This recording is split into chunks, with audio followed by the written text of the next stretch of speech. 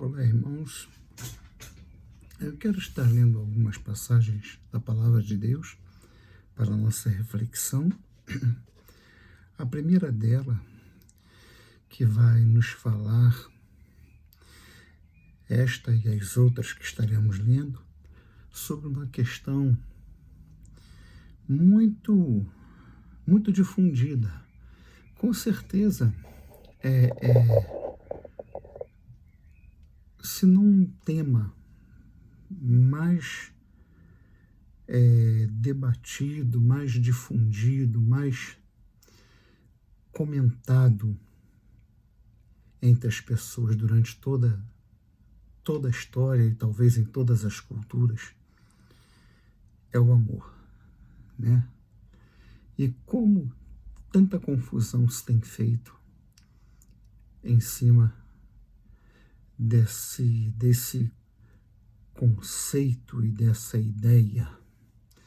Acho que posso me expressar assim, porque fica a grande pergunta: o que é amar? Né? Aí, entre os religiosos, as pessoas de todas as correntes, ou se não quase todas, vai lançar mão o exemplo de amor a Jesus. Ué, se ele é o exemplo, por que ninguém segue o exemplo, né? Eu digo o exemplo tal como ele se viveu, tal como ele se comportou, tal como ele se tratou. E vale destacar, para que não se faça confusão, não nas questões do sobrenatural, do poder, do seu domínio, do seu poder sobre aspectos da vida como a saúde humana, a natureza, porque isso era peculiaridade dele, né? Mas ele ensinou como nós devemos nos conduzir diante do próximo, como nós devemos tratar o nosso próximo, seja o próximo, já que nós não vivemos mais nos dias dele, né? Porque próximo, a palavra hebraica para próximo, eu não me recordo a pronúncia, mas me recordo bem o significado. É aquele que está tão perto de ti como o teu irmão que tu mais ama. Olha só. Quando nós olhamos aquela questão do samaritano, né, em que um samaritano totalmente estranho àquele que estava caído, o tratou exatamente dessa forma. Eu quero estar lendo um versículo na primeira epístola de Pedro, capítulo 4, verso 7. Eu vou começar, o verso 7. O fim de todas as coisas está próximo. Levai, pois, a vida de autodomínio e de sobriedade dedicada à oração. Acima de tudo, cultivai com todo o ardor o amor mútuo, porque o amor cobre multidão de pecados. Sede hospitaleiros uns para com os outros, sem murmurar. Eu vou ler só até aqui. Algumas pessoas já me perguntaram sobre o significado, o que Pedro quis dizer com isso. O que trata a questão do pecado, segundo as Escrituras, é o perdão dado por Deus, mediante o sacrifício na antiga aliança, os sacrifícios estabelecidos pelo Senhor Deus, através de seu servo Moisés, e no Novo Testamento, o perdão através do sacrifício do Messias, do Senhor Jesus, na cruz do Calvário. E o pecado é uma questão a ser resolvida com Deus. O que será que Pedro quis dizer? O amor cobre uma multidão de pecados. Então, eu queria trazer aqui sugestões de compreensão, de entendimento do apóstolo Pedro, porque, afinal de contas, Pedro, como um apóstolo de Deus, aquele que andou com o Senhor e, portanto, ele tinha autoridade para escrever um livro de sua própria autoria, nas suas próprias palavras e pensamentos, e esse livro tem que ser aceito como revelado. O termo usado na história é autoritativo. Ele é a autoridade. É autoridade. O apóstolo é autoridade, portanto, o que ele fala, como se diria, é lei. Então, ele aqui, tratando nessa epístola sobre a conduta da comunidade, que no seu tempo estava longe de ser o que é hoje, como eu tenho dito inúmeras vezes, ele está tratando com a comunidade, ou as comunidades, já que essa é uma das epístolas pastorais, ela é uma epístola que, com certeza, era uma epístola que circulava pelas comunidades, que hoje nós chamamos de igrejas, né? Então, ele está tratando de algumas questões, como a decência, o decoro.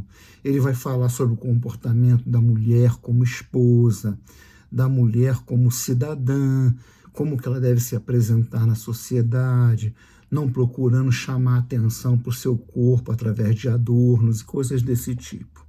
E aqui ele solta essa declaração: acima de tudo, cultivai com todo o ardor o amor mútuo, porque o amor cobre multidão de pecados. Aí eu quero chamar a atenção lá para Sermão do Monte. Deixa eu marcar aqui a página que eu estou trabalhando só com a mão esquerda. Deixa eu marcar aqui. Nós vamos lá no Sermão da Montanha, né? No capítulo 6 de Mateus. É no Sermão da Montanha? Acho que é. Onde o Senhor é solicitado a ensinar a orar. Eu acho que muita confusão tem sido feita com essa questão Não é no Sermão da Montanha, não, desculpe. Não é no Sermão da Montanha, não. É quando os discípulos pedem ao Senhor que os ensinasse a orar, como os discípulos de João aprendiam com João a orar, né? Então, o Senhor Jesus, o Senhor Yeshua, ele traz uma declaração modelo.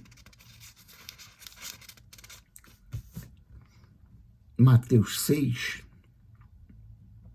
diz assim: nas vossas orações não useis de vãs repetições como os gentios, porque eles imaginam que é pelo palavreado excessivo que serão ouvidos.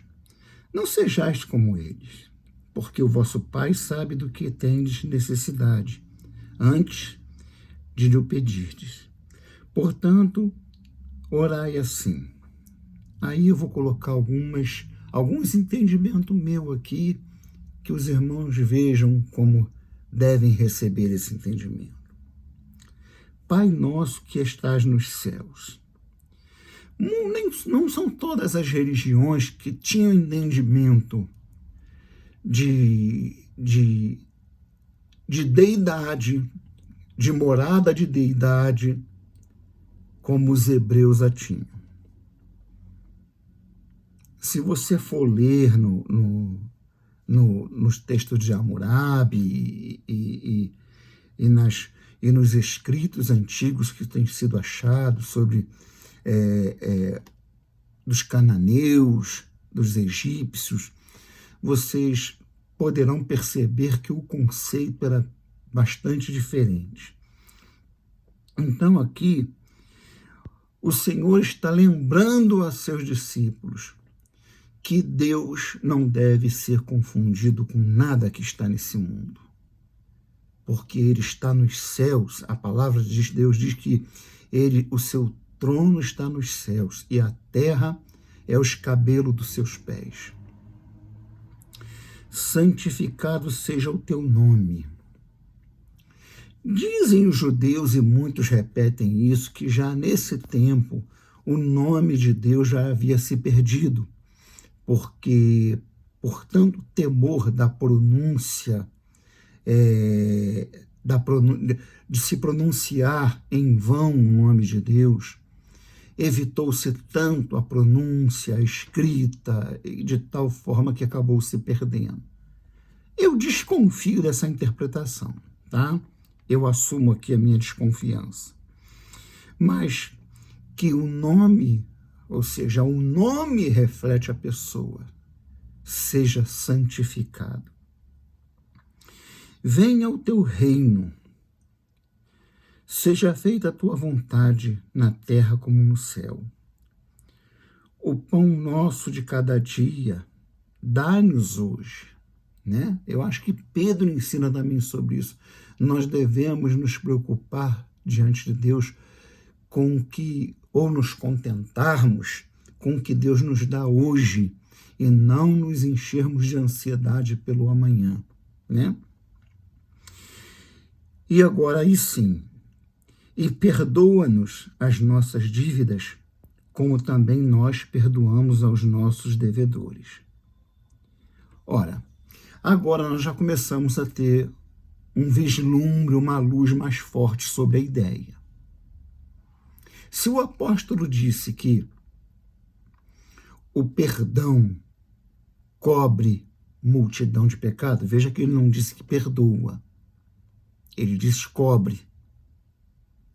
Cobrir é esconder, é velar algo até que aquilo seja resolvido. Aqui o Senhor nos ensina que Deus me trata de acordo com o que eu trato aqueles que me ofendem, aqueles que me devem, aqueles que estão em falta comigo, e que, portanto, se eu sou uma pessoa tolerante, longânima, ou se eu pego a faca e fico com ela no pescoço, me paga, me cumpre o que tu me deve, da mesma forma que eu tratar o meu próximo, Deus me tratará.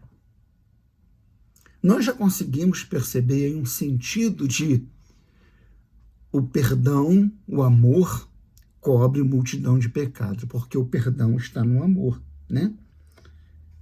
Perdão sem amor não é perdão. Deixa eu aqui me ajeitando aqui, porque trabalhar com uma mão só não é fácil, né? Ele diz aqui,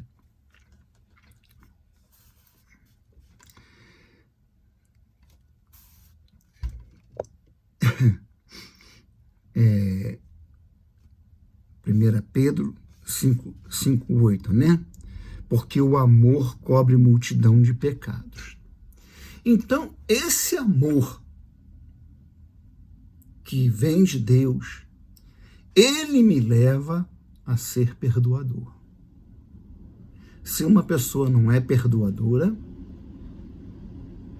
algo está errado na sua relação com Deus, de forma que o amor de Deus não está fluindo sobre ela na proporção ou na intensidade esperada. Eu quero abrir um parênteses aqui para uma coisa que eu tenho ouvido muito, que é, eu vou usar um exemplo que está acontecendo comigo, de pessoas que fizeram um mal muito grande, mal mesmo, a ponto de tirar a vida de membro da família, e alguns irmãos, vou usar o meu exemplo, tá? Aí vocês pegam para geral. As pessoas ficam, mas você prega tanto e não perdoa. Eu disse, eu não perdoo? Mas como que eu não perdoo? Não, porque fulano de tal, e tal, aí conta a história. E você não fala com ele, não recebe. Eu falei, veio a mim pedir perdão? O que eu quero dizer é que nós temos que tomar cuidado com a confusão que se tem feito no mundo dos nossos dias, nos dias atuais, com perdoar e banalizar a crueldade, banalizar a pecaminosidade, de tal forma que uma pessoa faz de conta que o que o outro está fazendo não é nada. Não, não estou vendo. Isso não é perdoar. Isso não é ensinamento bíblico. A palavra de Deus em lugar nenhum diz que o deixa para lá é perdoar. Olha, eu vou tentar lembrar, eu não vou procurar não, que eu não me preparei para isso. Aliás, o vídeo está sendo no improviso, tá, irmão? Se não ficar bom, é porque eu não pretendia fazer. De repente, eu comecei a ler Pedro aqui e falei, vou fazer um vídeo.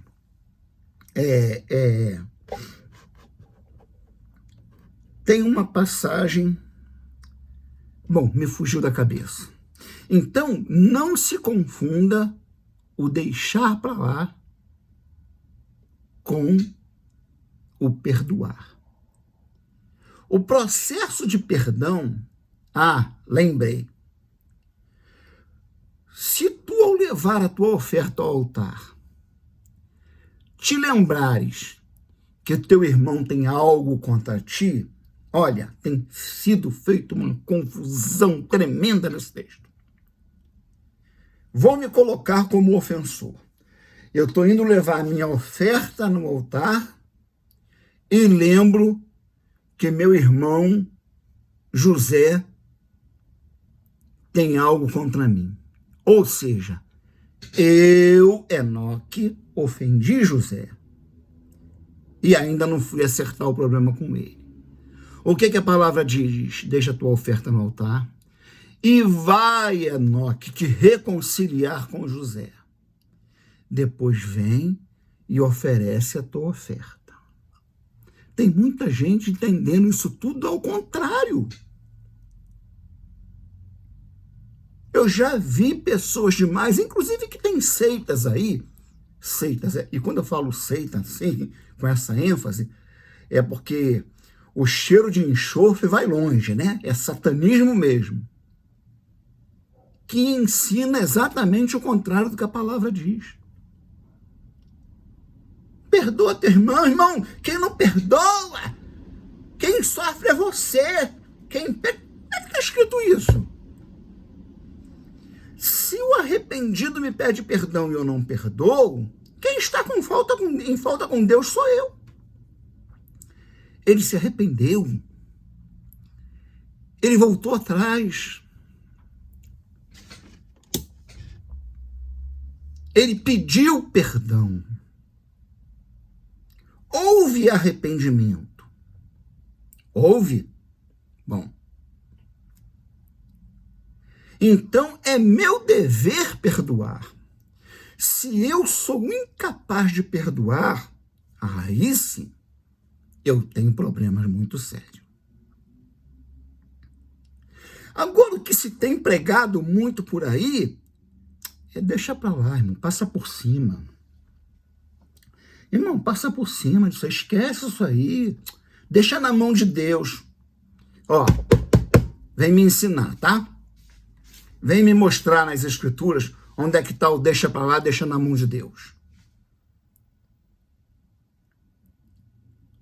O amor é uma coisa tão séria e como fruto seu o perdão, que ele tem regras muito rígidas, ao contrário do que se ensina hoje em dia.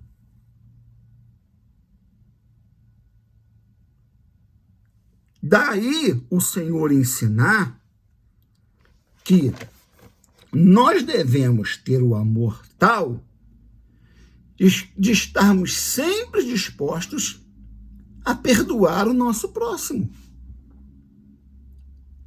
Veja que nós estamos falando de verdadeiro arrependimento. Não é daquela sem vergonhice que muitas vezes se vê do camarada que faz para você, aí depois vem fazendo igual cachorrinho assustado, arrependido, né? De rabinho entre as pernas, para a gente passar a mão na cabeça, daqui a pouco está fazendo a mesma coisa. Não é disso que nós estamos falando. Nós estamos falando do amor que cobre multidão de pecados. Ele é o amor que, entre outras facetas que ele traz no seu corpo, é a capacidade espiritual vinda de Deus de perdoar. Perdoar de tal forma que o teu coração não fique ferido, sangrando, porque senão tem algum problema com esse perdoar aí.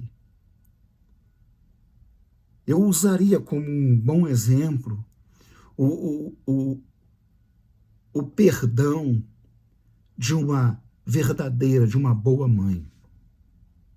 Você conhece alguém que perdoe melhor do que mãe? A mãe, ela perdoa o filho de tal forma que ela simplesmente leva adiante a sua vida sem ferida, sem sangramento, sem nada. Do contrário, o perdão não está perfeito. Então nós precisamos entender que esse perdão que Pedro está falando aqui, do amor que Pedro está falando aqui, que cobre multidão de pecados, ele é o amor que traz consigo a capacidade de perdoar, né? 4:7. Começa no 7. Acima de tudo, cultivai com todo ardor o amor mútuo, porque o amor cobre multidão de pecados. E quando a palavra coloca pecados no meio do assunto, está chamando a ideia de perdão, né? Porque é um tempo em que vivemos que se fala muito de amor. Eu estou quase não resistindo à tentação. Eu estou relendo aqui, o último vídeo eu falei sobre pecado, e eu estou relendo aqui um trecho do diálogo de Platão, dessa forma que eu comprei, não sei se é em todas, o banquete, o diálogo 1 de Platão, na tradução de Carlos Alberto Nunes, né? Porque é muito importante nós vermos como que foi um pecado terrível do povo de Deus, começando há 2.300 anos atrás, quando rabinos judeus traduziram o Tanar para o grego, para a língua grega. E Satanás, que já tinha operado lá, aqui no Novo Testamento, ele fez a lenha de uma tacada só. Ele conseguiu, com a ajuda, é claro, de judeus inimigos do Evangelho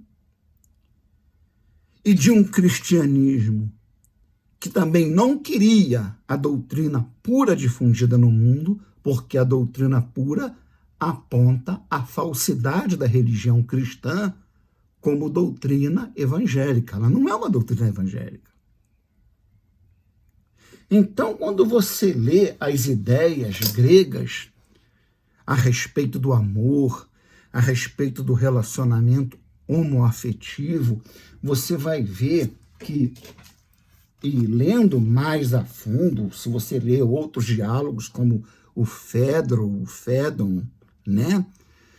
O Górgias, aí você vai perceber o quanto o Novo Testamento, na interpretação do grego, e quando lido no grego, é eivado de ideias oriundas da mentalidade grega e não da mentalidade semítica. Não misturando os assuntos, eu quero passar para o último texto, já que nós estamos falando de perdão, e perdão coberto pelo amor, então a ênfase mais forte recai sobre o amor. Eu quero estar lendo em 1 Coríntios capítulo 13, um texto bem conhecido. Deixa eu tirar essa marcação aqui, senão ela acaba rasgando a minha Bíblia. Eu quero estar lendo aqui.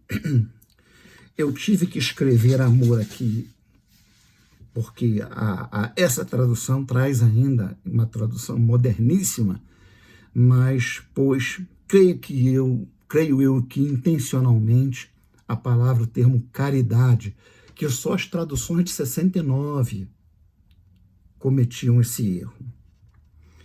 Ainda que eu falasse a língua dos anjos, ainda que eu falasse língua dos homens e as dos anjos, se eu não tivesse amor, seria como o bronze que soa e como o símbolo que tinha.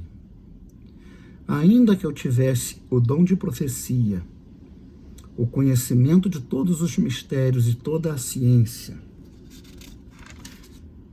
ainda que tivesse toda a fé a ponto de transportar montanhas, se não tivesse amor, nada seria. Ainda que eu distribuísse todos os meus bens aos famintos, ainda que eu entregasse meu corpo às chamas, se não tivesse amor, isso nada me adiantaria. O amor é paciente, o amor é prestativo, não é invejoso, não se ostenta, não se incha de orgulho, nada faz de inconveniente, não procura o seu próprio interesse, não se irrita, não guarda rancor, não se alegra com a injustiça, mas se regozija com a verdade. Tudo desculpa, ou perdoa, né? Tudo crê, tudo espera, tudo suporta. O amor jamais passará. Quanto às profecias, desaparecerão. Quanto às línguas, cessarão. Quanto à ciência também desaparecerá. Pois o nosso conhecimento é limitado. E limitada é a nossa profecia. Aqui termina o verso 9 nessa tradução. Eu quero parar aqui para nos minutos que nos resta, eu dar apenas lugar aos meus comentários sobre algumas colocações aqui na palavra de Deus. Ele diz: ainda que eu distribuísse todos os meus bens aos famintos, ainda que entregasse meu corpo às chamas. Eu tenho ficado, de uma certa forma, indignado que em toda a catástrofe que tem acontecido aí, desmoronamento de morro e agora a calamidade que se aplacou sobre o Rio Grande do Sul, tem certa denominação aí que faz questão de preparar salas enormes, cheios de cesta básica, sempre com o símbolo da sua igreja, da sua religião, e fazendo menção de quantos milhões de cestas básicas está levando para os flagelados do Rio Grande do Sul, de Petrópolis e do Morro do Macaco, sei lá, eu não me lembro direito quais as últimas 4 ou 5 calamidades que se aplacou aí no Rio de Janeiro e no Brasil em geral. E faz isso com a intenção de chamar o olhar dos outros para eles como igreja de Jesus, como igreja evangélica. 2-0 para Satanás. É o que eu tenho a dizer a vocês dessas práticas, dessa igreja. 2-0 para o diabo, porque o que vocês fazem é contrário a tudo que a Bíblia ensina sobre o amor. Não é errado vocês mobilizarem centenas de pessoas, arrecadarem milhares de reais para ajudar essas pessoas, não há nada de errado nisso.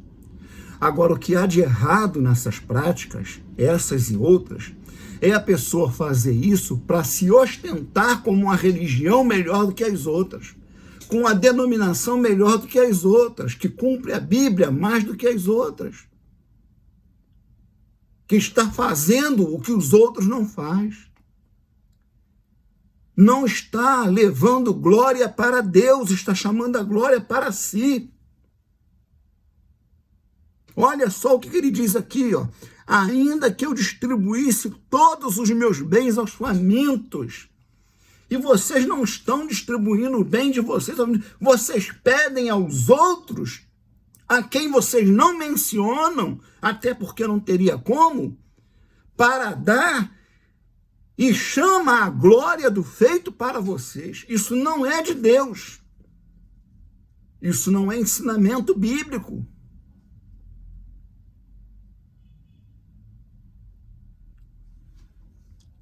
Ele prossegue, ainda que eu entregasse meu corpo às chamas, olha o orgulho humano, a vaidade.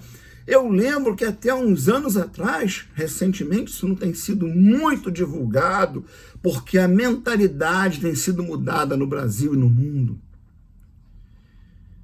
de certos fiéis que vai aí para certas procissões no norte, no nordeste do país, e que se flagelam, se chicoteando com chicotes preparados para rasgar a carne, todo ensanguentados, para mostrar que amam a Deus. A Bíblia está dizendo que isso é obra do diabo e não amor a Deus. Teve um elemento, isso foi bem divulgado, que nenhuma dessas manifestações tacou fogo no próprio corpo. E, embora socorrido, não resistiu e morreu. A manifestação do amor não exige de mim a autoimolação, me imolar sobre um altar para mostrar que eu amo alguém, que eu amo A, B ou C, ou que eu amo a Deus. A demonstração de amor pede até que eu, uma vez rico, venha me tornar pobre, por dividir os meus bens com aqueles que são mais carentes do que eu. Mas isso é outra coisa.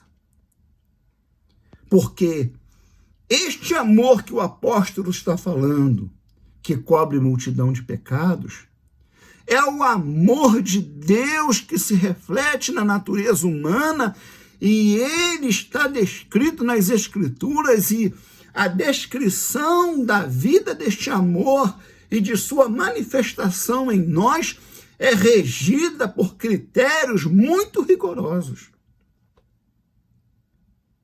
E nós precisamos entender que amar ao próximo é uma coisa bem definida por Deus. É bem definida por Deus. Tem gente que trata o amor, eu vou usar aqui uma ideia até que, como que se Judas tivesse chegado lá depois, Senhor, eu te traí, com um saco de moeda do lado. Um saco de moeda do lado. Eu te traí, tu me desculpa aí, valeu. Eu prometo que nunca mais vai fazer. Claro que nunca mais vai fazer, o sacrifício é um só. Como se Jesus fosse passar a mão na cabeça. Tá bom, Judas. Não é não. O Senhor, porque o Espírito que fala as Escrituras, seja antes, durante ou depois de Jesus ter sido assunto aos céus, é o Espírito de Yeshua, é o Espírito de Jesus. Chama ele de filho da perdição. Apocalipse fala de um anjo que vai se levantar, um anjo das trevas, e o seu nome é, em hebraico, Abaddon, Avadon ou Abaddon, agora não me lembro se é Beit ou se é Veit, que traduzido é perdição. A mesma expressão que é usada para se referir a Judas Iscariote. Então, eu chamo a atenção nesse pequeno vídeo para o fato de que amar tem que ser amar conforme a palavra de Deus nos ensina. A gente tem que estar se esmerando nisso, buscando nisso. E que, na prática desse amor, até faltas minhas para com Deus, dependendo da maneira como eu trato aquele que tem falta comigo, Deus me trata de forma bondosa, porque ver que eu reconheço a fragilidade da minha natureza, especificamente como homem, como pessoa, sou mais fraco do que o outro, sou mais fraco do que tantos outros, mas que também não imponho, sobre aquele que, mais fraco do que eu, erra comigo. Quando eu concedo o meu perdão àquele que falha comigo, Deus me responde, me tolerando e me concedendo a longanimidade da vida, perdoando também as minhas falhas. Por isso diz lá quando ele ensina a orar, perdoai as nossas dívidas, assim como nós perdoamos aos nossos devedores. Pedro pega isso e traz aqui na sua epístola falando, porque o amor cobre uma multidão de pecados. Mas como que se dá isso? É isso que nós precisamos entender. Quando nós levamos a nossa vida, o nosso viver, tanto na comunidade a que pertencemos, que vocês chamam de igreja, nós chamamos de igreja, como com os que estão de fora, de forma que eles vejam o amor de Jesus na minha vida, na nossa vida. Eu já ouvi isso, já ouvi pessoas falar assim, rapaz, lá perto de casa tem um homem que, se você vê como é que aquele homem vive, lá o pessoal faz pinta e borda com ele, e ele está sempre na dele, sempre manso, sempre. E esse homem é crente. Poxa, rapaz, aquele homem, a gente vê que Deus está no coração dele mesmo, que Deus está com ele mesmo. As pessoas falam assim, né? A minha esposa conta uma história, e ela conta isso, a gente achando graça, que quando ela era novinha, o irmão mais velho dela, abaixo do mais velho, tinha 2 irmãos, agora um faleceu da Covid, o mais velho, esse outro abaixo do mais velho, eles moraram durante um tempo em um lugar, eu não me lembro o nome do lugar, e tinha uma vizinha, que ela era uma senhora escura, mas bem negra mesmo, bem negra, crente, mas crente, mansa, que era uma coisa. E as filhinhas dela, disse que tinha 2 filhinhas. A minha esposa conta isso. O apelido do irmão dela é Maninho. Ela contando, vai falar, Enoque, Maninho escondia a tesoura nas costas assim e ficava para as meninas. Filha da irmã Tatinha, o nome da senhora é irmã Tatinha. Vem cá, vem cá. Aí vinham as meninas com aqueles cabelinhos trançadinhos, aquelas trancinhas. E Maninho chegava e segurava tudo. As meninas saíam chorando, tadinha, para dentro de casa. Aí ela conta, a irmã Tatinha, lá que chegava, né? Russinho, tu tá fazendo arte, Russinho. Ah, meu Deus do céu, toma jeito, Russinho. Disse que nunca a irmã Tatinha chamou a minha sogra para fazer uma queixa de Maninho. Ele fez isso muitas vezes. Nunca. Era mansa, longânima. Eu sei que hoje é muito difícil. Faz tempo, a minha esposa tem a minha idade, ela era pequenininha. Ela conta essas artes dela, dos irmãos dela, às vezes a gente conversando sobre isso. Então, o amor de Deus, ele é poder. É poder. é poder para dominar o espírito do homem, o gênio do homem, a ponto de fazê-lo se comportar contrário ao que qualquer um outro se comportaria diante de determinada situação que se lhe acometa.